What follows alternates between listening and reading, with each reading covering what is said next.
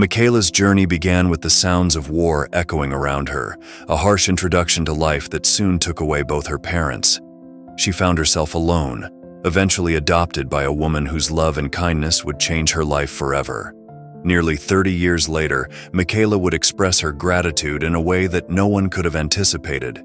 Born in a Muslim household in Sierra Leone on January 6, 1995, Michaela was named Mabinti Bangura. Her birth coincided with the brutality of the civil war that tore through her homeland.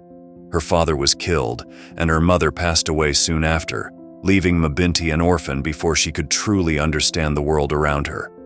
After her parents' death, her uncle took her in, but he soon saw her as a burden and left her in an orphanage. Life there was harsh. The caretakers treated her poorly, assigning her the number 27, a label reserved for the children they least favored. Mabinti had vitiligo, a skin condition that discolored parts of her face and neck, and because of her appearance, she faced constant bullying. The staff labeled her the devil's child, isolating her from other children and often neglecting her basic needs. These early years were steeped in hardship, with little love or kindness in her life. Yet, amid this suffering, Mabinti found one close friend, a girl who shared her name. This other Mabinti, number 26, became her source of comfort.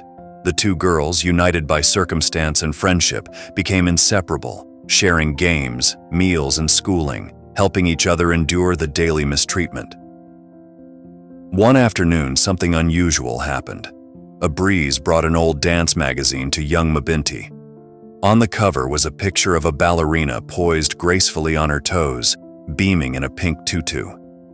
Captivated by the beauty and joy on the ballerina's face, Mabinti dared to imagine that dance could be her path too. She hid the magazine cover as a symbol of hope, carrying it close as her world continued to shake. More hardship soon followed. Rebels murdered her beloved teacher, and the orphanage she called home was destroyed. Fleeing, she walked miles to reach a refugee camp, clinging to her dream of becoming a ballerina. It was here, amidst the chaos, that fate would intervene. In 1999, an American woman named Elaine DePrince traveled to the camp. She and her husband Charles had long dreamed of adopting children in need. Elaine initially intended to adopt only the other Mabinti, her friend and confidant. But then came a phone call that changed everything. Elaine learned there was a second Mabinti, child number 27, who had been rejected by 12 other families due to her skin condition. Without hesitation, Elaine welcomed both girls into her life, beginning a new chapter for each of them. Upon learning of the situation, the civil rights activist was deeply moved. Wasting no time, she made a life-changing decision to adopt both Mabintis. Elaine felt no hesitation about welcoming a child with a unique appearance, and she promptly called her husband, who was away on business, to share her plan. Though initially surprised, he wholeheartedly supported her decision. In the days that followed, Elaine prepared to bring the girls home. On a weekend, she traveled to the orphanage in Sierra Leone, where she quickly noticed Mabinti, number 27, standing in a corner, looking frail and hesitant. Elaine later recalled, "Seeing her for the first time nearly brought me to tears. She looked so malnourished and sad, standing there with her arms folded.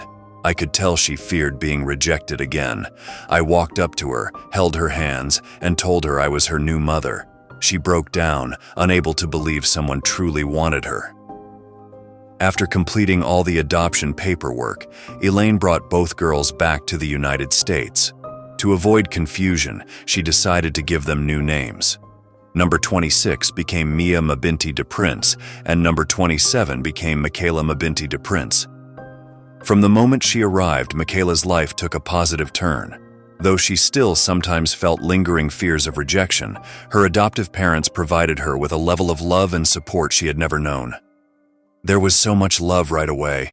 I had never been surrounded by people like that," Michaela explained. "I never had to worry, and my adoptive parents treated me so well." One evening after dinner, Michaela shared her cherished magazine cover with Elaine, explaining her dream of having pointed shoes like the ballerinas. Elaine, moved by her daughter's wish, promised that someday she too would dance.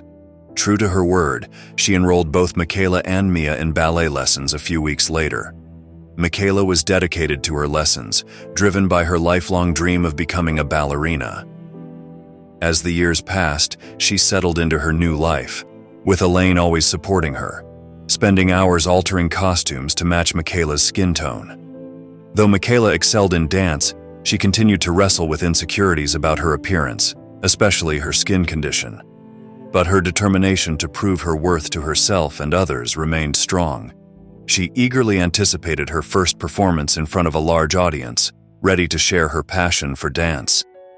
At last, the day of Michaela's first ballet performance arrived. Dressed and ready, she ran to her adoptive mother, seated in the audience, and nervously asked, "Mom, can you see the spots on my skin?" Elaine gave her an encouraging smile and said, "I can hardly see them, they look like pixie dust." Reassured, Michaela replied, "Then I can be a real ballerina." Her performance went beautifully, marking the beginning of her newfound confidence. As months passed, Michaela grew more comfortable in her skin, and at 17 she achieved a major milestone by becoming the youngest dancer at New York City's Dance Theater of Harlem. A year later, she joined the renowned Dutch National Ballet, launching a career that allowed her to support herself independently. By age 22, Michaela rose to become one of the company's top-ranked ballerinas, realizing her dream of dancing professionally. Her journey hadn't been easy, but every challenge she overcame made the triumph even sweeter. Her success brought opportunities from top ballet companies and artists worldwide, and she even appeared in music videos for stars like Madonna and Beyoncé. Reflecting on her journey one evening, Michaela realized how instrumental Elaine had been in making her dreams possible.